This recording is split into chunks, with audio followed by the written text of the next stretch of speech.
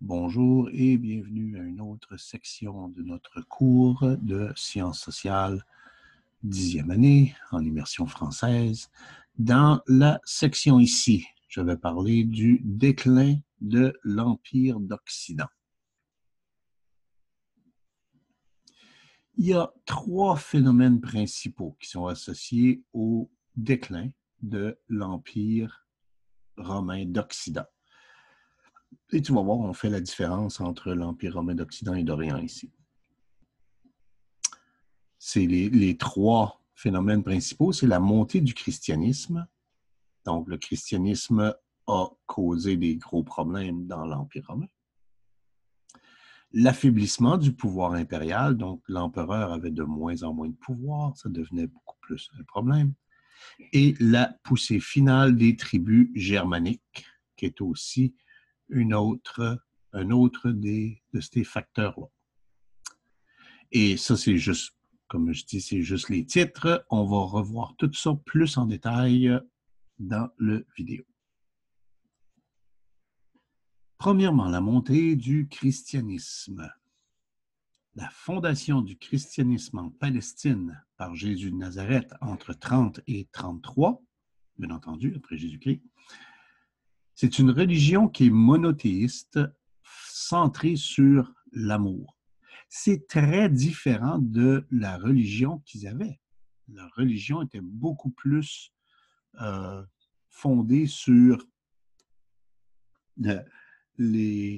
l'agressivité et les attaques, etc., etc. Donc, il y avait vraiment, c'était plus centré là-dessus avant. Donc, quand le christianisme est arrivé, qui est une religion qui est basée sur l'amour, les personnes ont vu dans cette religion-là, les pauvres surtout, ont vu dans cette religion-là quelque chose qui leur parlait beaucoup plus, quelque chose qui était beaucoup plus proche pour eux que les dieux romains.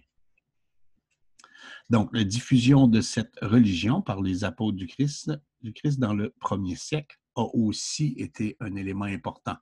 Donc, 100 années, un siècle, c'est 100 ans, right? Donc, pendant ce siècle-là, les apôtres du Christ ont été un peu partout et ont propagé cette religion. Donc, la religion suit une expansion soutenue et ça, c'est malgré les hérésies et les persécutions du 2e et 3e siècle. À un moment donné, dans le 1er siècle, il y a eu beaucoup de diffusion qui s'est faite. Les Romains font comme « wow, wow, wow, wow, wow, what's going on?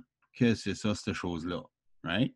Et ils disent « non, non, non, non, non, non, non, on ne peut pas faire ça. » Donc, on a commencé à dire qu'ils étaient des hérétiques, ça veut dire qu'ils ne suivaient pas la bonne religion, et on a commencé à les persécuter. De là, l'idée d'envoyer les chrétiens dans les arènes se faire manger par les lions.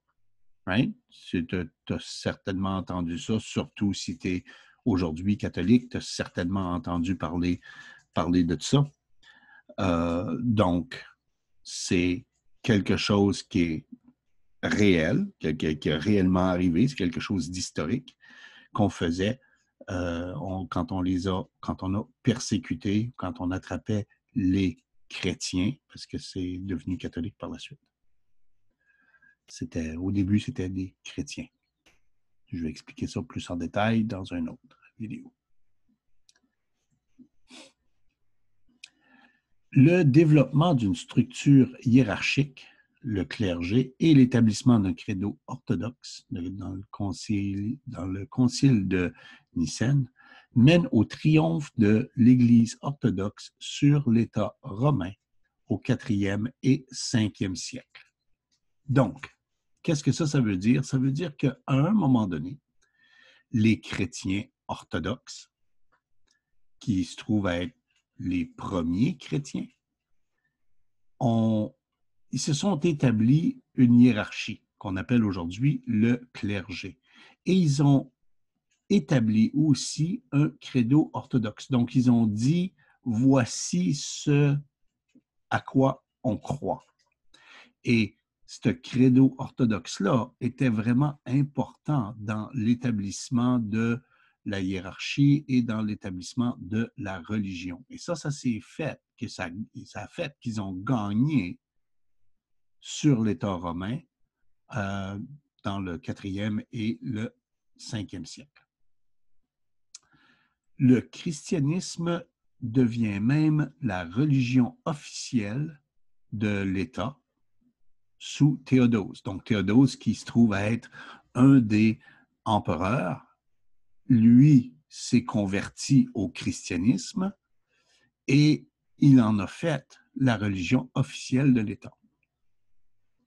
Maintenant, le pouvoir politique de l'Église reste dans les mains des chefs d'Église et les évêques, et notamment l'évêque de Rome, donc le pape.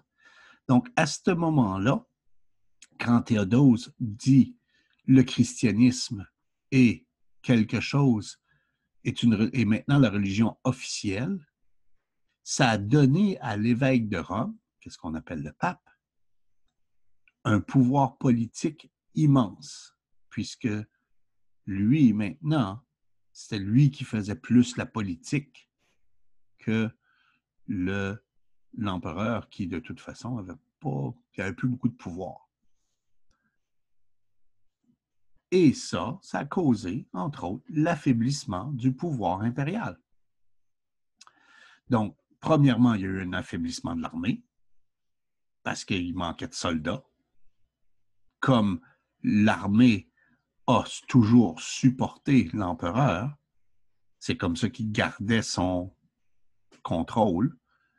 Si l'armée est plus faible, ça ne va pas très bien.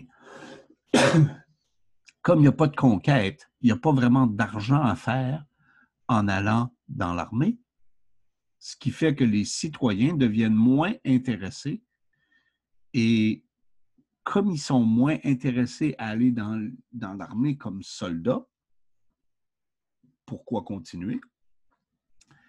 Ils sont obligés d'engager des étrangers. Qu'est-ce qu'aujourd'hui on pourrait appeler des mercenaires? Mais c'est vraiment, ils engageaient des étrangers, entre autres des Germains. Et ça devient important parce que les Germains, c'est un des groupes que tu vas voir un peu plus tard, contre qui ils vont se battre. So, les personnes qui sont à l'intérieur de l'armée de Rome vont pour se battre contre leurs cousins. C'est pas vraiment une bonne façon de faire de l'armée. C'est difficile. Quand tu vois ton cousin qui est là, tu es plus porté à dire « Hey, comment ça va, mon cousin? On va prendre un verre tous les deux. » Là, ils seraient obligés de se battre. Ça fait là, ça fait pas une armée très forte, on va dire ça. Et il y a eu un relâchement de la discipline. Ça, c'est bien entendu. Ça fait partie des problèmes, généralement, de l'armée, les problèmes de manque de discipline. Et parce qu'il y a un manque de discipline, il y a aussi un manque de fidélité totale envers l'empereur. Les personnes ne se battent plus dans l'armée pour gagner de l'argent parce que l'empereur est bon et on va se battre pour l'empereur, ça nous donne l'argent, donc c'est un win-win. Dans ce cas-ci, non. Parce que les Germains étaient connus juste se battre pour le plaisir. Ils ne se battaient pas pour nécessairement gagner de l'argent, donc ils n'avaient aucune espèce de fidélité envers l'empereur. Ils ne savaient même pas c'était qui le trois quarts du temps, puis ils s'en foutaient pas mal. Ils ne voulaient rien savoir de l'empereur, c'était pas vraiment un problème pour eux autres. Donc, moins de discipline, les étrangers, manque de soldats. Bref, ça va pas bien. Ça va vraiment pas bien. En plus, il y a une désorganisation économique de l'Empire. Ça, c'est une autre chose qui est vraiment importante. Et je dis souvent, comprends la roue ici. comprends la roue ici. Souvent, dans mes tests, mes quiz, tout ça, j'ai les flèches, puis tu dois mettre les différentes choses ici entre les flèches, là. Donc, OK. On va dire, premièrement, il y a un manque de main-d'œuvre. OK, on va commencer ici. Il y a un manque de main-d'œuvre. Qu'est-ce que c'est qui arrive avec un manque de main-d'œuvre? Ça veut dire qu'il y a moins de choses qui sont faites. Tu en fais moins. Et quand tu as une main-d'œuvre qui est faible, qu'est-ce que ça mène? Ça mène à la dévaluation de la monnaie. Parce que la monnaie est seulement importante s'il y a beaucoup de choses à acheter. Mais comme il n'y a plus de main-d'œuvre ou il y a moins de main-d'œuvre, il y a moins de choses à acheter, donc la monnaie vaut moins cher. Parce que la monnaie vaut moins cher, les prix sont plus hauts. Donc, parce que les prix sont plus hauts, parce que la monnaie est plus chère, parce qu'il y a moins de monde, right? Donc les prix sont plus hauts, les personnes sont moins capables d'acheter des choses. Comme ils sont moins capables d'acheter des choses, il y a une baisse de production. Donc, on produit moins parce que les gens achètent moins. Les gens achètent moins parce que les choses sont trop chères. Et les choses sont chères parce que la monnaie vaut presque plus rien. Et la monnaie vaut presque plus rien parce qu'il n'y a plus personne qui travaille. Mais il y a moins de monde qui travaille aussi parce qu'il y a une baisse de production. Comme il y a une baisse de production, comme tu vois la roue qui tourne, OK? Donc, c'est vraiment toutes ces choses-là, c'est interrelié un à l'autre. Donc, la désorganisation économique cause un déclin des villes et du commerce à travers l'Empire. Donc, partout dans l'Empire, c'était difficile.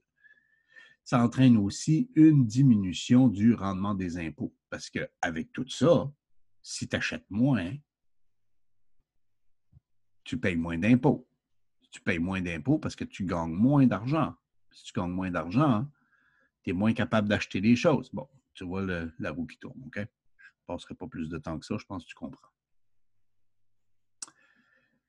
La séparation officielle de l'Occident et de l'Orient.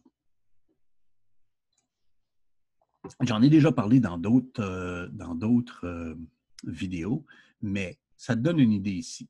Ça, c'est plus clair, plus précis. Tu vois ici la section qui est comme orange. Ça, c'est la section de l'Occident. Quand on parle de la chute de l'Empire de Rome, quand on dit l'Empire de Rome a tombé, on parle de cette section ici. Parce que la section ici, elle, va continuer un peu plus tard, comme je vais expliquer plus tard. Je vais expliquer un peu plus loin. Donc, la section ici va continuer, mais la section ici va tomber. Donc, on a divisé l'État en deux. La raison principale pourquoi on a divisé, c'est parce que l'Empire, ça allait pas bien. Comme tu vois, avec tous les autres problèmes qu'ils avaient. Donc, le côté ici de l'Orient, eux autres pouvaient continuer à faire du commerce. Okay? L'ancien empire perse, etc. Donc, c'est vraiment, pour eux autres, il n'y avait pas de gros problème vraiment à rester dans leur coin. Par contre, de ce côté ici, ça, c'est un peu plus difficile. Donc, la séparation mène directement à l'affaiblissement de l'Occident, dont l'économie est en crise. L'Occident devient une cible facile pour les tribus germaniques. Donc, on dit, OK, you're on your own. Nous autres, on va faire nos choses. OK? Plus ou moins, comme ça. La façon très facile et très rapide d'expliquer une situation beaucoup plus complexe que ça. Et un autre point ici, la poussée finale des tribus germaniques. Donc, la poussée des Germains. Les Burgondes, les Visigoths, les Francs, les Saxons, les Normands, les Vikings. Ça, c'est toute les tribus des Germains. Et eux autres arrivent sur la frontière nord de l'Empire. Ils sont là depuis au moins 2 siècles. Okay? Et le temps de l'empereur Marcus Aurelius. Donc, ce n'est pas nouveau. Ce n'est pas nouveau que les Germains essayent de passer. Ça fait déjà 200 ans que les Germains veulent essayer de battre les Romains. C'est pas comme si c'était nouveau, mais il y a une chose qui est nouvelle, c'est l'armée est plus faible. Donc, comme l'armée est plus faible, il y a moins de discipline, ils ont engagé leurs cousins, right? Etc., etc. Donc, à cause de tout ça, les tribus vont gagner du terrain.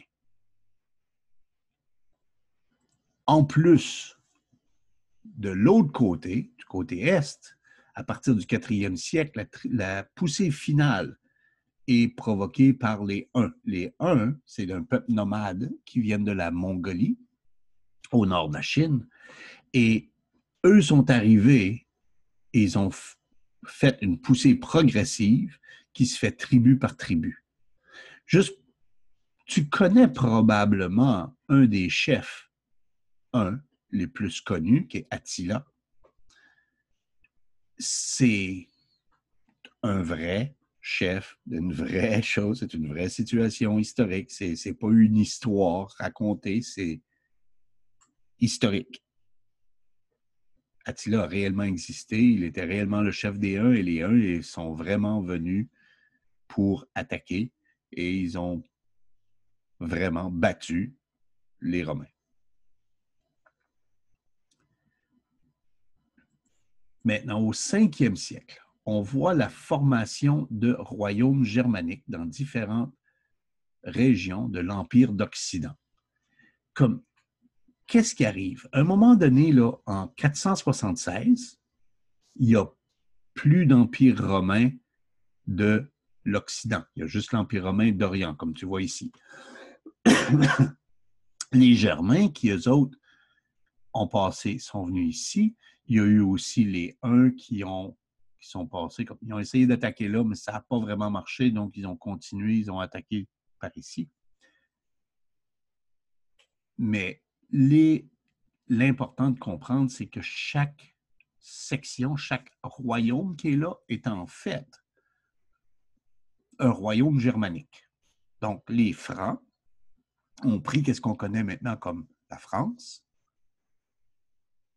Les Angles et Saxons sont en Angleterre.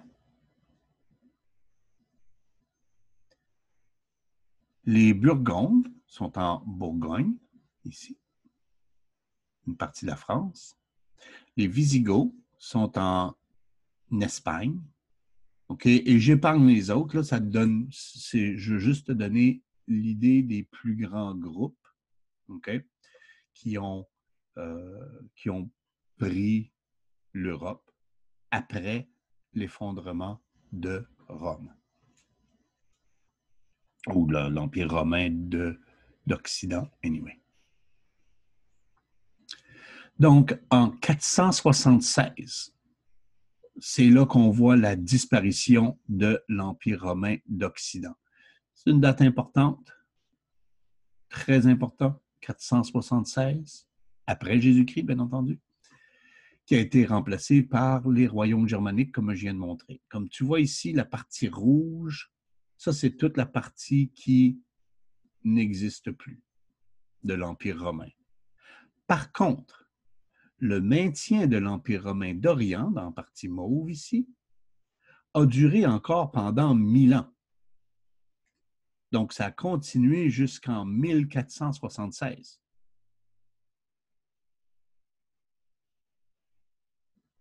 Ça a continué jusqu'à presque quand on a découvert, ou redécouvert, je devrais dire, les Amériques. Donc, ça a continué presque jusque-là. Donc, ça te donne une idée. Et voici les questions révision, où est-ce que tu peux toujours arrêter le vidéo et retourner voir à certains endroits pour les questions, si tu t'en rappelles pas.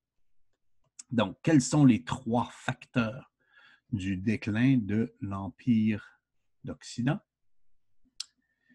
Quel empereur rend le christianisme la religion officielle de l'Empire? C'est quoi le nom de l'empereur? Explique la désorganisation économique de l'Empire. So, est-ce que tu es capable de me l'expliquer si je te demandais ça, par exemple, dans un test? Si je te disais, explique la désorganisation économique, qu'est-ce que tu fais?